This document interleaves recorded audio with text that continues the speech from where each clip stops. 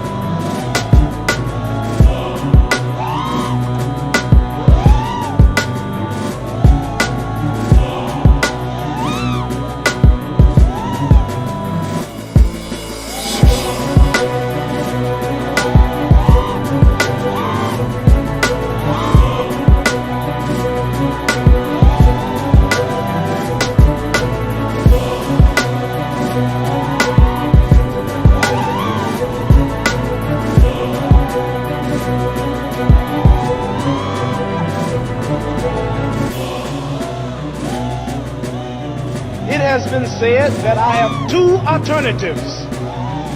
Either go to jail or go to the army. But I would like to say that there is another alternative. And that alternative is justice.